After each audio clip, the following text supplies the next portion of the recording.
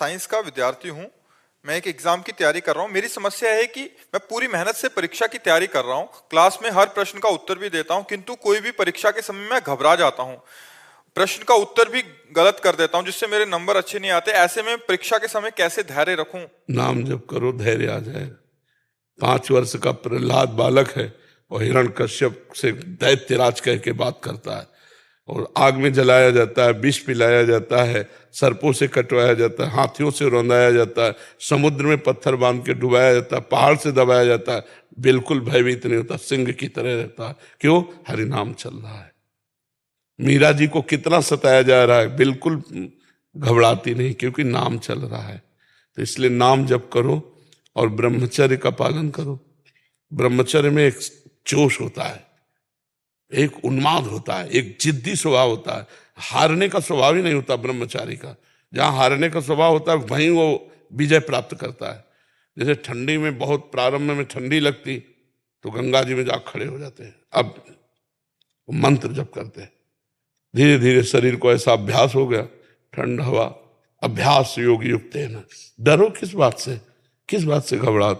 जब हमारी वीर शक्ति क्षीण हो जाती है, स्मृति कमजोर होने लगती, तो एक घबराहट पैदा होने लगती। हमें अपने ऊपर विश्वास नहीं होता, तभी तो घबराहट पैदा होती। नहीं नहीं, नाम जप करो, थोड़ा व्यायाम करते हो, दंड बैठक मारते हो, हाँ, ब्रह्मचर्य से रहो और सात्विक भोजन करो और नाम जप करो, एकदम हाजिर जवाब, एकदम सिंहवत रहो। मनुष्य जीवन मिला है ढंग, किस बात से घबरा? फेले तो हो जाएंगे, फिर पढ़ेंगे, फिर पास होंगे। एक ही है क्या कि पढ़ लिख करके ही हमारा जीवन बनेगा? देखो, हम व्यापार करेंगे, किसानी करेंगे, लेबरी करेंगे, घबराना क्या है? बिल्कुल मस्त रहना चाहिए, घबराना नहीं। बहुत याद करो, घबरा गए तो भूल गए। पर जी बहुतों का प्रश्न है। हाँ, काफी जो बच्चे होते हैं पढ़ते हैं, वो मेन इंटरव्यू में या मेन परीक्षा में। हाँ, घबराने की क्या जरूरत है? पढ़े जो हमने पढ़ा लिखा है, अगर हम घबरा जाएंगे तो पढ़ा लिखा जो भी है वो भी भूल जाएंगे। इसलिए घबराने और इससे रोकने के लिए नाम जप की जरूरत है, ब्रह्मचर्य की जरूरत है, सात्विक आहार की जरूरत है, और अपने को स्वभाव को बदलने की जरूरत है। लूज स्वभाव नहीं रखना है, एकदम कट्टरता से उत्तर देना। जितना आता है उतना उत्तर दिया, फेल हो गए, कोई बात नहीं, आगे फिर पढ़ेंगे। पर जी उसमें दो कारण बच्चे बताते हैं। वो कहते हैं कि एक तो 1 साल पूरी परीक्षा के लिए तैयारी की, दूसरा माता पिता का 1 साल पैसे लगे और फिर फेल हो गए, और समाज का और माता पिता। कुछ नहीं सोचना चाहिए, कुछ नहीं सोचना चाहिए। समाज क्या समझे? प्रेशर तो दिमाग में हमारे पड़ रहा है, समाज से क्या मतलब? पहले फ्री हो जाओ, एकदम मस्त, फेल होंगे या पास मुझे कोई चिंता नहीं, पहले ऐसे फ्री हो और फिर जाकर के करो तो पास हो जाओगे। पहले कहीं फेल ना हो जाऊं, फेल ना हो जाओ, फेल कैसे हो जाएंगे? हमने पढ़ाई पढ़ी तो दंड बैठक मारो, सात्विक भोजन करो, ब्रह्मचर्य का पालन करो, नाम जप करो, सब कुछ ठीक हो जाएगा, बिल्कुल घबराहट खत्म हो जाएगी। पर जी ऐसे में आगे चल के फिर वो गलत भावना आ जाती है। हाँ, अब जैसे माता पिता डांट रहे हैं और मित्रजन उपहास कर रहे हैं, और उसका डरपोक स्वभाव, तो लगता है अब सब कर लो, यही ठीक है। बच्चे इसी में पहुंच जाते हैं फिर कि अब यार कैसे दोस्तों के बीच में मुंह दिखाएं, वो कह रहे हैं कि लो हम पास हो गए, तुम फेल हो गए। माता पिता घर जाओ, देखो ना वो पास हो गया, इतना रुपया लगाया, और वो बेचारा डिप्रेशन में बच्चा चला जाएगा, या तो फिर की सोच लेगा। ऐसे नहीं करना चाहिए यार, मनुष्य जीवन मिला है, बड़ा मस्त जीवन रखना चाहिए, इसमें नहीं कमजोरी नहीं लानी। हम कहते प्रमाद नहीं, प्रमाद और मस्ती में अंतर है। प्रमाद नहीं, अपनी पढ़ाई में पूरा मन लगा करके पढ़ो, और उत्तर देने को हो तो सिंहवत उत्तर देना चाहिए। सिंहवत तभी दे सकते हो जब ब्रह्मचर्य हो और तुम्हें विश्वास है कि मुझे ये चैप्टर बिल्कुल रमा हुआ है। कभी कभी दीवार से उत्तर देना चाहिए, अपने आप से प्रश्न करे कि मानो ये प्रश्न होगा तो उसका उत्तर खुद देना चाहिए। दीवार को मान ले टीचर और उसका उत्तर दे, अभ्यास पुष्ट कर रखे ना।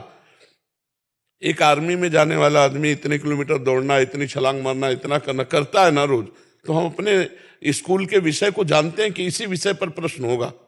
ऐसा तो है नहीं कि प्रश्न आप जिस क्लास में पढ़ रहे हैं उससे आगे वाले क्लास का आवे, उसी क्लास का आएगा, उसी जो अध्ययन कराया गया है उसी में आएगा। तो हम तैयार रखें, इतना मोटा ग्रंथ हो तो भी हम तैयार रखेंगे।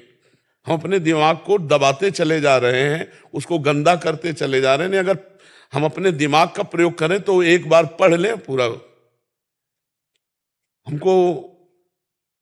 हमें एक बार कोई बात सही ढंग से बता दो और हम उसको बिल्कुल ऐसे सुन लें, ऐसे फिर आप 50 वर्ष बाद पूछ लेना, वो बिल्कुल रिकॉर्ड मिलेगी। बहुत बड़ा पावर है। पर वो हमारा पावर छीन हो जाता है जब हम गंदे आचरण करने लगते हैं, गंदा भोजन करने लगते हैं, गंदे व्यवहार में चले जाते हैं, तो हमारी स्मृति छीन हो जाती है। स्मृति जागृत हो जाए तो कई जन्मों की स्मृति जागृत हो जाती है। आप डरो मत, बलवान बनो, ठीक है। अरे जी, इसमें आपने एक कारण बताया, मूल कारण ब्रह्मचर्य। हाँ जी, सबसे बड़ा तो यही लग रहा है अभी कि 100 में से 95 तो इसी में। ब्रह्मचर्य जो होता है एकदम उफान मारता है, जैसे सांप को छेड़ दो फुसकार करे, ऐसे होता है ब्रह्मचारी। जरा सा उनके अपमान की वृत्ति कर दी ना परशुराम जी के पिता, काट के फेंक दिया। 21 बार क्षत्रियों को विश्व के क्षत्रियों को, उनका ब्रह्मचर्य ही तो था। शास्त्राबाहु अर्जुन के सामने कोई खड़ा होने का अधिकार नहीं रखता था, युद्ध की बात जान, ऐसे काट के फेंक दिया फरसे से परशुराम जी ने। एक जोश होता है, एक तेज होता है, एक महानता होती है, तो वो सबके अंदर है, उसको नष्ट कर रहे हैं। आज महानता को नष्ट कर, शराब पीते, मांस खाते, बेविचार करते, नशा करते, अपना नाश कर रहे हैं। अगर अभी संयम से चलो, अभी उठ जाओ। न संयम है, न नियम है, न धर्म है, न भजन है, बस वही व्यभिचार, वही खान पान गंदा, वही सोच गंदी, तो फिर निकलते चले जा रहे हैं। उनके जो दैवी संपदा है वो सब निकलती चली जा रही, आसुरी संपदा बढ़ती चली जा रही। एक छोटा बालक है, जाकर के बालकों ने बताया तुम्हारे पिता के गले में परीक्षित महाराज चक्रवर्ती सम्राट राजा परीक्षित ने मरा हुआ सर्प डाल दिया। तो उनका ऐसा, उसे चक्रवर्ती सम्राट होने का गर्व है, वो समझता है ऋषियों में अब ताकत नहीं रही। जल उठाया और कहा मैं श्राप देता हूं, आज के 7वें दिन तक्षक नाग आएगा और उस परीक्षित को काटेगा और वो मर जाएगा। बालक थे श्रृंगी ऋषि, कोई ऋषि नहीं काट सका उनके वाक्य को। वो आखिरकार 7वें दिन सांप आया और काटा और महाराज का शरीर छूटा। भले सुखदेव जी ने श्रीमद् भागवत सुनाई उनके कल्याण के लिए, लेकिन सांप आया और काटा और उनका शरीर पूरा हुआ। छोटे छोटे बालकों में इतना तेज था। आज क्या हो रहा है? आज हमारे बच्चे बॉयफ्रेंड, गर्लफ्रेंड, दलित दुराएं, नशा, इनमें सब फंसे। इस समय ब्रह्मचर्य का समय, पढ़ाई का समय कि गर्लफ्रेंड बॉयफ्रेंड का समय? समय आएगा, गृहस्थी में जाओगे, ब्याह होगा, वो अपने उस विषय को भोगो। ये अभी विषय भोगने का टाइम है, नई अवस्था है, अपने लक्ष्य की प्राप्ति का समय। तो सब नष्ट भ्रष्ट हो रहे। माता पिता कुछ कहें, लड़के उनको धमकी दे रहे हैं, ज्यादा कहें तो लड़के उनको मारे दे रहे हैं, माँ को पिता को लड़के मारे दे रहे हैं। आज शासन खत्म हो रहा है, इसीलिए सब न अपने ऊपर शासन है, न माता पिता का शासन मान रहे हैं, न शास्त्रों का शासन मान रहे हैं, तो मनमानी आचरण करके भ्रष्ट होते चले। वो धमकी दे रहे हैं माता पिता को, बेचारे प्यार में चुपचाप दबे रहे हैं, और इतने दबे हैं, कोई डंडा मार रहा है, कोई घर के बाहर निकाल रहा है। ये है आज की पढ़ाई का फल नए नए बच्चों के। जहाँ विद्या विनयम ददाति, माँ को भगवान के समान मानना चाहिए, पिता को भगवान के समान मानना चाहिए, विनय युक्त व्यवहार करना चाहिए, नशा प्रपंच से दूर रहना चाहिए, दूसरे की माताओं बहनों को पवित्र भाव से देखना, ये ज्ञान है। तो अज्ञान की धूम मच रही है। अगर कोई दूसरे की बच्ची को छेड़ रहा है तो वीडियो बना सकते हैं, लेकिन बचा नहीं सकते। आज का समय ऐसा है, प्राण चाहे निकल जाए, कूद पड़ना चाहे। भेड़िए की तरह तुम्हारा स्वभाव हो गया है। जहां माता मैंने देखी, सोने की जंजीर देखी, खींच लिया, वो गिर पड़ी, वो ऐसे उपद्रव किए। ना कोई शास्त्र शासन मान रहा है, ना अपनी इंद्रियों पर शासन कर रहा है, ना माता पिता का। अच्छा, माता पिता भी एक सीमा तक डांट सकते हैं, अब बच्चे सयाने हो गए, क्या डांटे?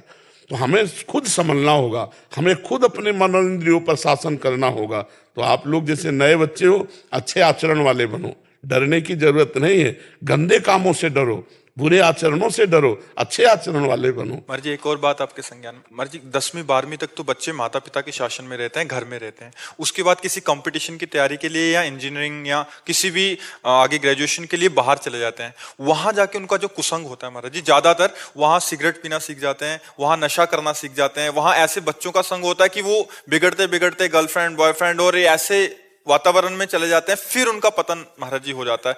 वो मतलब अपने रिलैक्स करने के लिए सिगरेट, दोस्तों के साथ संग, और ऐसा हो जाता है महाराज जी। वहां से उनका बिगड़ना बहुत बड़े स्तर पे, आज 80% 90% वहां से बिगड़ना शुरू होता है महाराज जी। 10वीं 12वीं तक तो फिर भी शासन में रहते हैं, फिर भी उसके बाद ज्यादा इनका। हमको तो ऐसा लगता है कि हमको खुद अपने जीवन को बचाना पड़ेगा। हमें कोई बचा सके ऐसी आशा मत रखो। अगर आप अपने को बचाना चाहोगे तो कहीं भी जाओ, आपको कोई नहीं गिरा सकता। और जब आप गिरना चाहोगे तो कहीं जाओ चाहे ना जाओ, आप अपने आप गिर जाओगे। अपने को मजबूत रखना, कोई नशा नहीं करना, और ये गर्लफ्रेंड बॉयफ्रेंड वाला जहर वाला भाव ना रहे तो बहुत बढ़िया रहेगा। अब अभी नए नए बच्चे पढ़ाई में मन लगाओगे, गर्लफ्रेंड में मन लगाओगे? अरे जब दुल्हन आ जाए तो खूब मन लगाओ, नौकरी